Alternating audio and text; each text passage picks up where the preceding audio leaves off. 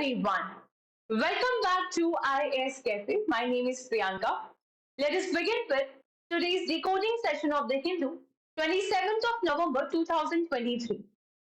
हमारा आज का जो डिस्कशन है उसमें सबसे पहले कॉन्स्टिट्यूशन डे के बारे में हम पढ़ेंगे जो कि 26 नवंबर को सेलिब्रेट किया जाता है यानी कि कल का जो दिन था. And then we will talk about the citizenship amendment act. ये दोनों ही टॉपिक आपका जो जीएस पेपर 2 है उसके लिए बहुत इंपॉर्टेंट है, which talk about the polity, the governance and the constitution. And then we'll talk about the peak electrification to tackle the urban pollution. GS paper 3, environment. And at last, a societal problem that is the femicide. जो स्त्रियां हैं, जो female है, उनको dowry के लेके जो अभी उनकी हत्या है या सुसाइड केस है या मर्डर या जो भी आप कहना चाहो, the death related to dowry, उसके बारे में हम यहाँ पे पढ़ेंगे. तो these are the topics of discussion जो कि आज हमारे इस वीडियो में होने वाले हैं. तो before we begin our discussion, ये हमारा चैनल है IAS कैफे. अगर आपको हमारे इनिशिएटिव्स अच्छे लग रहे हैं, इसी चैनल पे आपको ज्योग्राफी और इकोनॉमिक के वीडियोस भी मिल जाएंगे. तो आप प्लीज हमें सपोर्ट कीजिए, सब्सक्राइब करिए और हमारे चैनल को लाइक और शेयर कीजिए. एंड वन मोर थिंग, अगर आपको किसी भी तरीके का PDF चाहिए, अगर कोई आपको नोट्स चाहिए, क्वेश्चन चाहिए, आपकी कोई भी क्वेरी हो, हमने ये हमारा एक टेलीग्राम चैनल जो है उसका लिंक यहाँ पे डाल रखा है. You can join our Telegram channel और यहां से आप हमें कनेक्ट कर सकते हो. Okay, so now coming to our main discussion. पहला जो टॉपिक है that is the constitution day. पहली बात तो आज का जो आपके पास अखबार है उसमें सबसे पहले ही chief justice of India that is DY Chandrachud, उन्होंने संडे को जो स्टेटमेंट दिया था उसके बारे में यहाँ पे लिखा हुआ आया है. What the CJI has to say on it, that Supreme Court has always acted as the people's court. Constitution day पे हमारे chief justice of India that is DY Chandrachud, उन्होंने कहा कि जो सुप्रीम कोर्ट है they always and always acted as the people's court. It was the solemn duty of the current generation to keep afloat the idea powered by the constitution based on the principles of individual liberty, equality and fraternity. When we say today, तो ये सब CJI का statement था कि अगर आज की date में हम कहते हैं कि हम कॉन्स्टिट्यूशन का ऑनर, सम्मान करते हैं, उसको एडॉप्ट करते हैं, तो सबसे पहले हम ये चीज कहते हैं that we honour the fact that constitution exist. सबसे बड़ी बात तो ये है कि आज तक इतने पहले से जो संविधान बना है वो अभी तक चल रहा है. वरना कितनी कंट्रीज है जहां पे कॉन्स्टिट्यूशन जो है नया लिखा जाता है, कोई उसको मान लिए. Nepal is the best example, वहां पे कॉन्स्टिट्यूशन की ड्राफ्टिंग आए दिन होती रहती है. तो the first and foremost thing that we respect our constitution, तो इसी से प्रूफ होती है दैट तब से लेके अभी तक जो कॉन्स्टिट्यूशन है वो चलता आ रहा है. So the CJI said in his address to the Constitution Day celebrations at the Supreme Court. So what is this Constitution? हर साल 26 जनवरी को कॉन्स्टिट्यूशन डे जो है सेलिब्रेट किया जाता है. It is also known as a national law day, right? So it is also known as a national law day. On this day in 1949 is in the Constituent Assembly of India formally adopted the Constitution that came into force on 26th of January 1950. जब भी आप mains के अगर answers का PYQ analysis करेंगे, 26 जनवरी 1950 that is the commencement of the constitution पे बहुत बार question आ जाता है. ठीक है, तो ये 26 जनवरी 1950 को ऑफिशियली हमने हमारे कॉन्स्टिट्यूशन को अडॉप्ट किया था. तब से लेके आज तक इसको हम नेशनल लॉ डे या फिर कॉन्स्टिट्यूशन डे के तौर पे सेलिब्रेट करते हैं. The Ministry of Social Justice and Empowerment on 19th November 2015 notified the decision of the Government of India to celebrate the 26th November as the Constitution Day. अब Constitution जो है किस तरह से बनाया गया? देखो 1934 में M.N. रॉय, उन्होंने सबसे पहले कि एक कॉन्स्टिट्यूट असेंबली बनाई जाए, ये आइडिया जो है M.N. रॉय लेके आए. उसके बाद 1946 में जब कैबिनेट मिशन बना, ये सब हिस्टोरिकल चीजें हैं, अगर आपने स्पेक्ट्रम पढ़ी है तो आपको अच्छे से पता होगा. कि 1946 में जब कैबिनेट मिशन था, इलेक्शंस जो है they were held for the formation of the constituent assembly, चुनाव करवाए गए। I'm sorry. The Constitution of India is framed by the Constituent Assembly, appointed a number of committees to deal with different tasks related to the framing of Constitution. तो यहाँ पे cabinet mission 1946 के द्वारा जो constituent assembly बनी है, इस constituent assembly के द्वारा यहाँ पे अलग अलग कमिटीज बनाई गई थी जिन्होंने अलग अलग टास्क करने थे, जैसे कि ड्राफ्टिंग कमेटी, उसके जो लीडर थे वो आपके पास बी आर अम्बेडकर थे। ये प्रीलिम्स में देयर इज समटाइम्स ये पूछ लेते कि इस कमेटी के जो मेंबर थे वो कौन थे या फिर लीडिंग मेंबर कौन थे। Union power committee Jawaharlal Nehru, union constitution committee again mister Nehru, provincial constitution committee the Vallabh भाई Patel, Advisory Committee on Fundamental Rights, Minorities, Tribal and Excluded Areas, that is Vallabhbhai Patel. The Rules of Procedure Committee, Rajendra Prasad, States Committee, Nehru, and Steering Committee, that is Rajendra Prasad. So what are the key facts about the Constitution of India? यानी हमारा जो संविधान बना है, इसके कुछ important fact क्या है? एक पूरे विश्व में सबसे लंबा, द लेंथीएस्ट कॉन्स्टिट्यूशन माना जाता है। यूजुअली हम बोलते हैं कि ये कॉन्स्टिट्यूशन फेडरल है इन नेचर, ये आपके पास यूनिटरी इन नेचर है। यानी फेडरल का मतलब जहां पे जो पावर्स होती है वो सेंटर और स्टेट के बीच में डिवाइडेड होती है। यूनिटरी का मतलब जहां पे जो पावर्स है मोस्टली आपके पास सेंटर के हाथ में होती है। हमारा कॉन्स्टिट्यूशन ये तो फेडरल है बट इसमें यूनिटरी फीचर्स भी है। कैसे? इमरजेंसी की कंडीशंस में सेंटर सारा कंट्रोल ले लेती है। तो यहाँ पे आपको कुछ कुछ लोगों का कहना है कि क्वासी फेडरल नेचर है। देन हमारे कॉन्स्टिट्यूशन में जो गवर्नमेंट का फॉर्म है वो है पार्लियामेंट्री फॉर्म ऑफ गवर्नमेंट। तो इसको बनने में 2 साल 11 महीने 18 दिन लगे।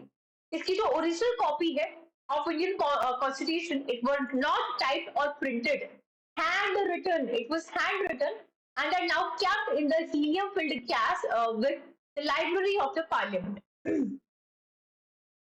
Prem Bihari Narayan Raisada had written the unique copies of the Constitution of India. Originally, ये जो Constitution of India है was written in English and Hindi. The basic structure of the Indian Constitution stands on the Government of India Act 1935. The Constitution of India has also borrowed some of its features from the number of countries. अब borrowing जैसे कि British constitution से हमने जो parliamentary form of government है वो लिया। Rule of law, article 16, law के सामने सब बराबर है। Then article 14, the law making procedure, single citizenship, speaker in the parliament, doctrine of pleasure, the tenure of civil servant, ये सब हमने कहां से लिया? ब्रिटिश कॉन्स्टिट्यूशन से लिया। अमेरिका से judicial system, fundamental right. Canada से हमने क्या लिया? About the federal system, the residuary power, strong central authority, centre और स्टेट का जो रिलेशंस है। Then about the Irish Constitution, directive principles of state policy, election of the President of India. Then about the Australian Constitution, that is the current list, freedom of trade and service within the country. Weimar Constitution, emergency provisions. Soviet Constitution, 5-year plans, that is the fundamental duties. Government of India Act 1935, Office of the Governor, powers of federal jury and South Africa से amendment.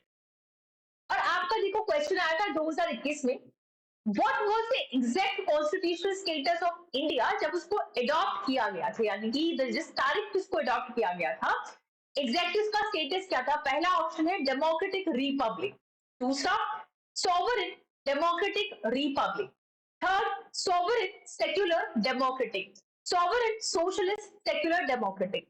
अगर आपने polity थोड़ी बहुत ही पढ़ी है तो option C और D आप आराम से एलिमिनेट कर सकते थे, बिकॉज सेक्युलर वर्ड जो है बाद में लाया गया था अमेंडमेंट के थ्रू। ठीक है, तो बचता है sovereign democratic Republic. Yes, this is the answer.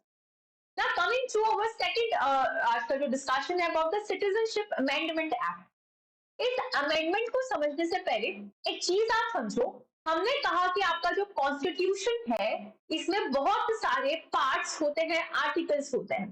तो the number 1 part of your constitution deals with union and it's territories. जो पार्ट 2 है कॉन्स्टिट्यूशन का, ये बात करता है about the citizenship, right? So when I talk about the part 2 of the Indian Constitution, this is the part 2 of the Indian Constitution. तो यहाँ पे बात होती है अबाउट द सिटीजनशिप। इसके अंदर आपके पास आर्टिकल्स दे रखे हैं, यानी कि आर्टिकल नंबर 5 है आज से लेके आपके पास लगभग 11। तो आर्टिकल 5 से आर्टिकल 11 सिटीजनशिप के साथ डील करता है।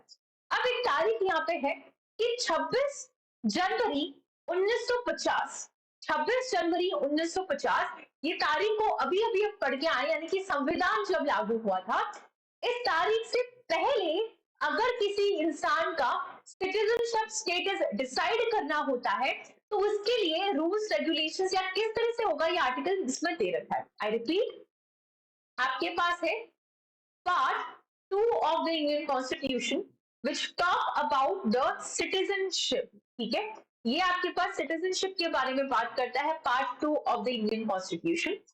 इसके अंदर एक तारीख है 26 जनवरी 1950, यानी वो तारीख जब आपने संविधान को अडॉप्ट किया था, कॉन्स्टिट्यूशन को अडॉप्ट किया था। तो अगर इस तारीख से पहले, बिफोर 26 जनवरी 1950, अगर आपको किसी का सिटीजनशिप, नागरिकता डिसाइड करनी है, so you will decide as per article 5 to 11। But इसके बाद में अगर आपको डिसाइड करनी है तो इसका जो पावर है वो पार्लियामेंट के पास होता है, और इसी पावर को यूज करके पार्लियामेंट ने एक एक्ट बनाया था, सिटीजनशिप सिटीजनशिप एक्ट ऑफ 1955। ठीक है, इसी सिटीजनशिप एक्ट 1955 को अमेंड किया गया और इसी अमेंडमेंट पे अब हम बात कर रहे हैं। तो this is the historical background जो भी आपको पता होना चाहिए। तो ये जो आपके पास यहाँ पे अमेंडमेंट हुआ था, अमेंडमेंट कर दिया आपने, ये सिटीजनशिप अमेंडमेंट जो एक्ट है वो बना दिया, लेकिन अब इसके रूल्स और रेगुलेशंस अभी तक फ्रेम नहीं हुए। तो उसको लेके आपके पास जो होम अफेयर्स की जो मिनिस्टर है वो कहते हैं कि 2024 मार्च से पहले पहले ये जो सिटीजनशिप अमेंडमेंट एक्ट है उसको यहाँ पे फ्रेम कर दिया जाएगा, रूल्स जो है उसके फ्रेम कर दिए जाए। ठीक है, तो ये सिटीजनशिप अमेंडमेंट एक्ट क्या है? सिटीजनशिप अमेंडमेंट यानी कि जो संशोधन करके जो एक्ट बना है उसमें रिलीजन के आधार पर 6 नॉन मुस्लिम कम्युनिटीज जैसे कि हिंदू, सिख, बुद्ध, जैन, पारसी और क्रिश्चियंस, वो ये कम्युनिटीज जिनको हमारी नेबरिंग कंट्री से प्रताड़ित किया गया है या फिर उनकी कंडीशन ठीक नहीं है, जैसे कि पाकिस्तान में, अफगानिस्तान में, बांग्लादेश में, और जो हमारे देश में 31 दिसंबर 2014 से पहले आए हैं, उनको यहाँ पे नागरिकता देने की बात करी गई है। तो यहाँ पे it exempt the member of 6 communities from any criminal case। तो ये जो 6 कम्युनिटी के मेंबर होंगे, हिंदू है, सिख, बुद्ध, जैन, पारसी और कम्युनिटी, इनको फॉरेनर्स एक्ट 1946 और पासपोर्ट एक्ट ऑफ 1920 से एग्जेम्प्ट कर दिया जाएगा, यानी इस पे ये जो है लागू नहीं किया जाएगा। क्यों? क्योंकि ये जो 2 एक्ट है वो स्पेसिफाइड पनिशमेंट देता है कि अगर आप हमारी कंट्री में इलीगली आ रहे हो, अगर आपका वीजा या परमिट एक्सपायर हो गया है, आप इलीगली आ रहे हो तो आपको पनिशमेंट दिया जाएगा। लेकिन ये जो 6 कम्युनिटीज है, अगर इनकी 31 दिसंबर 2014 के बाद जो है उनको लीगली परमिट यहाँ पे दे दिया जाएगा, यहाँ से इनको एग्जेम्प्ट कर दिया गया। तो कंसर्न क्या है? पहला कंसर्न है कि यहाँ पे पर्टिकुलर कम्युनिटी को टारगेट किया जा रहा है, क्योंकि कुछ लोगों का कहना है कि इसमें मुस्लिम्स को नहीं लिया गया है, अपने अपने हिंदू है, सिख, बुद्ध, जैन, पारसी, क्रिश्चियन जो उनको लिया गया है। बट सरकार का कहना है कि जिस कंट्री की हम बात कर रहे हैं, जैसे कि अफगान है, पाकिस्तान है, ये वो कंट्रीज है जो कि जिन्होंने अपना धर्म जो है मुस्लिम घोषित किया है। तो ऑब्वियसली वो एक ऐसी कंट्री है जो खुद के धर्म के लोगों के साथ प्रताड़ित नहीं कर रहे। वहां पे ये जो माइनॉरिटी कम्युनिटी है, बिकॉज आसपास के आपके पास जो कंट्रीज है वहां पे मुस्लिम्स मेजोरिटी में है, वहां की जो माइनॉरिटी कम्युनिटी हम उनको बचा रहे हैं। It is not anything related to the religion, it is related to the minority जिनको वहां पे टारगेट किया जा रहा है। सो ऐसा कुछ है नहीं। दूसरा यहाँ पे इशू रेस क्या है नॉर्थ ईस्ट को लेके, कि जो असम अकॉर्ड आया था 1985 में उसके साथ कॉन्ट्राडिक्ट करता है।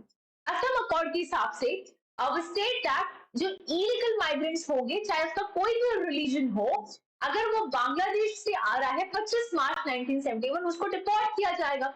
लेकिन यहाँ आप कह रहे हो कि हम यहाँ पे उनको क्या कर रहे हैं, एग्जाम्प्ट कर रहे हैं, तो ये तो कॉन्ट्राडिक्ट हो गया ना।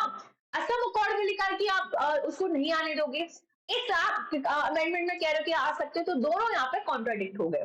तो ये फंडामेंटल राइट के खिलाफ है, बिकॉज आर्टिकल 14 जो है कॉन्स्टिट्यूशन का, जो कि इक्वालिटी की बात करता है, आप सेक्युलरिज्म के बेसिस पे, धर्म के बेसिस पे आप डिफरेंशिएट कर रहे हो, ये डिस्क्रिमिनेटरी नेचर से, ठीक है। देन अगर ऐसा ही है कि आप कुछ लोगों को सपोर्ट कर रहे हो, तो इंडिया में और भी रेफ्यूजीज है, श्रीलंका के जो तमिल वाले जो है, रोहिंग्या फ्रॉम म्यांमार, सो इनको आप क्यों इंक्लूड नहीं कर रहे हो, कि आप उनको एडमिनिस्टर करोगे, उस पर भी आपके पास डिफिकल्टी जो है आने वाली। Now, coming to the next topic is about the fleet electrification to tackle the urban pollution.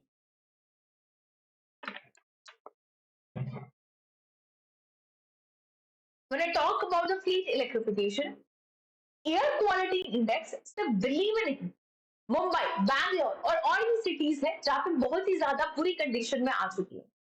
बहुत सारे ऐसे लोग हैं जिनको सीरियस हेल्थ डिजीज होने लग गई है, हेल्थ कंसर्न है। दिल्ली की अगर बात करें, किसी एवरेज पर्सन का लाइफ स्पैन कोई भी XYZ हो, सिर्फ 5 साल आप उसको घटा लीजिए, ये दिल्ली की एयर पोल्यूशन का जो हालत है वो है। अगर नॉर्मली कोई इंसान 70 साल जिएगा एज पर उनकी लाइफ स्पैन, तो दिल्ली में अगर रहने लग गया है तो 5-6 साल वो कम ही जिएगा, ये वहां की हालत हो गई है। तो यहाँ पे मिटिगेशन स्ट्रैटेजीज को प्रायोरिटी देना ये बहुत ज्यादा जरूरी हो गया है। तो दो अगर रिपोर्ट की माने, that is the urban emission 2015 और द TERI स्टडी 2018, एक सबसे इंपॉर्टेंट जो कंट्रीब्यूटर है पर्टिकुलेट मैटर 2.5 और पर्टिकुलेट मैटर 10, ये दोनों ही ट्रांसपोर्ट और कंस्ट्रक्शन सेक्टर से आ रहा है। यानी कि जो ट्रक्स का जो नंबर है ट्रांसपोर्टेशन की वजह से ये बढ़ रहा है और आए दिन बढ़ता ही जा रहा है, और उससे ये जो पर्टिकुलेट मैटर आ रहा है 2.5 और 10, ये बहुत ज्यादा आपके पास हानि पहुंचा रहा है। About 9 lakh new trucks are added on the Indian road every year. I repeat, हर साल लगभग 9 लाख नए ट्रक्स इंडिया के रोड पे आ रहे हैं। ऑलरेडी 70 लाख ट्रक्स जो है आते और जाते हैं। India carries over 2 trillion ton kilometers freight on the trucks annually. They consume over 1/4 of Indian oil import. India जितना तेल, जितना ऑयल बाहर के देशों से इंपोर्ट करता है, उसका 1/4 हिस्सा सिर्फ ये रोड ट्रांसपोर्टेशन की जो ट्रक फ्लीट से वो कवर अप करती है, जो कि 90% ऑफ रोड ट्रांसपोर्ट में CO2 एमिशन का कारण है।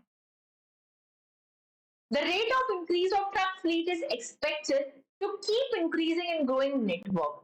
If all these new trucks are powered by diesel-fired internal combustion engine vehicles, तो हमारे जो सिटीज है उसमें ये 2.5 PM पर्टिकुलर मैटर का जो पोल्यूशन है वो और ज्यादा बढ़ने वाला है।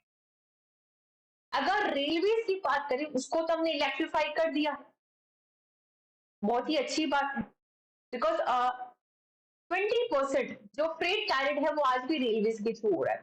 बट आपका जो 80% या कि लगभग 90% जो रोड ट्रांसपोर्टेशन है, वो ट्रक्स वगैरह से जो हो रहा है, वहां से तो अभी भी पोल्यूशन हो रहा है। तो रोड पे इंडिया का जो इलेक्ट्रिक व्हीकल पेनिट्रेशन रेट है, it has cross 6% mark, but जो इलेक्ट्रिक ट्रक है आज भी चैलेंज है, बिकॉज वो महंगा है, इंफ्रास्ट्रक्चरल कंस्ट्रेंट्स है उसमें। However, the focus must extend to diesel truck and dust mitigation. This is important because energy security के तौर पे भी, क्योंकि ऑयल इंपोर्ट पे हमारा डिपेंडेंसी कम हो जाएगा, प्लस एनवायरमेंट की इंपॉर्टेंट को देखते हुए, ठीक है। तो बेसिकली ये आपके पास जो आर्टिकल है वो उसके बारे में बात कर रहा है कि इंडिया का जो ट्रांसपोर्टेशन है ज्यादातर है, जो फ्रेट ट्रांसपोर्टेशन होता है या तो वो रोड या रेल के द्वारा होता है। 80 से 90% या 80-90% रोड से हो रहा है और 20-30% आप रेलवे मान लीजिए। रेलवे का ट्रांसपोर्टेशन सस्ता पड़ता है, प्लस इकोनॉमी वाइज हमने वहां पे देख लिया कि सस्ता पड़ता है। दूसरी चीज, उसको हमने इलेक्ट्रिक ट्रेन चालू कर दी है, जिसकी वजह से पोल्यूशन वहां से नहीं हो रहा। अब आ जाओ road transport, 80% freight transportation road से हो रहा है, लेकिन वहां पे इलेक्ट्रिफिकेशन अभी आया नहीं है, तो वो वहां पे जो पोल्यूशन है पर्टिकुलेट मैटर 2.5 और 10, ये बहुत ज्यादा पोल्यूशन कॉज करता है। तो ये तो इन्वायरमेंट के लिए बहुत खतरा है। और उसी के साथ रोड ट्रांसपोर्ट आपका जो ऑयल इंपोर्ट है उसका एक चौथाई जो हिस्सा कंज्यूम कर रहा है, यानी यहाँ पे आप एनर्जी सिक्योरिटी से भी जो है डिपेंडेंट हो दूसरी कंट्रीज से। So there is something we should do about it. तो यहाँ पे ग्रीन फ्रेट कॉरिडोर्स जो है उसके बारे में आता है that declaring some of the expressways and national highways as green freight corridor will have a demonstration effect in the country कि कुछ नेशनल हाईवेज एक्सप्रेस वे का पूरी तरह से ग्रीन फ्रेट कॉरिडोर कर दीजिए। Accelerating the feasibility studies, demand aggregation, कुछ ऐसे जो कॉरिडोर्स है उसको सबसे पहले आप 500 किलोमीटर तक स्ट्रेच करो, राइट। इनोवेटिव फाइनेंशियल इंस्ट्रूमेंट्स आप यहाँ पे लेके आओ, there could be done a lot of things. Now coming to the next topic is femicide. औरत का जीवन, I, I really feel that the life of women has nothing to do with religion, the country, the people. The condition of women is deteriorated in most of the part, I would say. And similarly, India के case में dowry is very important to understand. दहेज लेना illegal है या नहीं लेना चाहिए ये सबको पता, बट आज भी dowry is prevalent in India and the death because of not giving the death dowry is increasing. Women are not burden, but practically आज भी विमेन को बर्डन के तौर पर देखा जाता है, ठीक है। लगभग 88,900 women and girls were internationally killed worldwide on the grounds of gender-related factors in 2022. A recent study from the United Nations Office on the Drugs and Crime and UN Women shows. This is the highest number of such fatalities in the year in past 21. United nation का जो study है उसका title है gender related killing of women and girls published in the November, that is the femicide, जो कि बढ़ गई। Victims of homicide worldwide tend to be men or boys.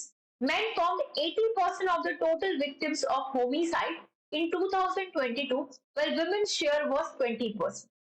जब डेटा को एग्जामिन किया गया, a significant disparity becomes evident between the male and female victims. Women का murder ज्यादा होता है by their partners। अगर इंडिया में women, ये बहुत इंटरेस्टिंग और रियल फैक्ट है, आप डेटा भी देख सकते हो। And as per my experience, जितना भी मैंने स्टोरी सुना है, दिस इज ट्रू। इंडिया में वुमेन के खिलाफ मर्डर, रेप या फिर कोई भी गलत एक्टिविटी मोस्टली उन लोगों से होती है जो उनको जानते हैं, in their surroundings, their partners, their friends, the locality, the relatives, or it could be anyone. This extends from the fact that women are subjected to physical violence mostly from the immediate family members. So 88,900 female victims of homicide in 2022, 48,800 or 55% were killed by family members or intimate partners.